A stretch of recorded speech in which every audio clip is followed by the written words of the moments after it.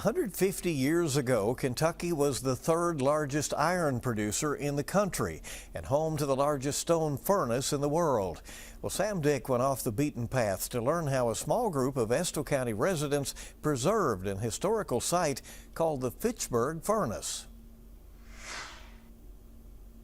At first glance, the Fitchburg furnace looks more like a monument or an ancient fortress. This is Renaissance. It took 2 years to build it, but to me, we're sitting in a medieval castle. The dry-laid sandstone blocks, each one cut from the hills of Estill County, the arched openings, tunnels, and cylinder shafts seem more designed by Frank Fitch for style to impress in 1868.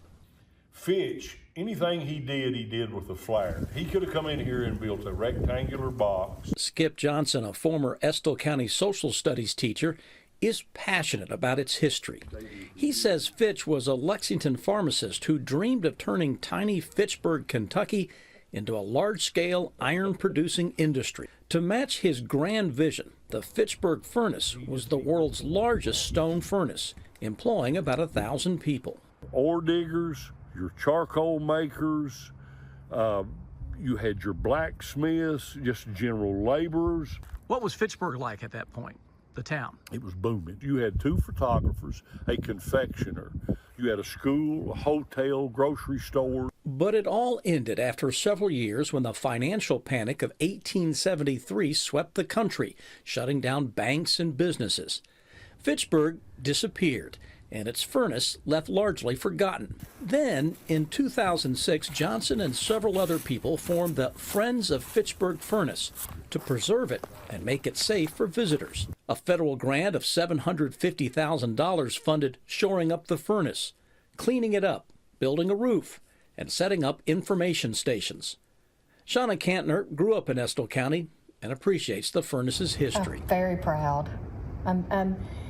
It's just that this is the largest furnace in the world.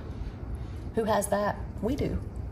And I wish more people would come and see it. They can pull right up to it. Johnson, who used to bring his classes here for field trips, hopes future generations soak up the history. It's a history lesson, it's a chemistry lesson, it's a reading lesson, it's a math, it's everything. I mean, this is chemistry at its finest.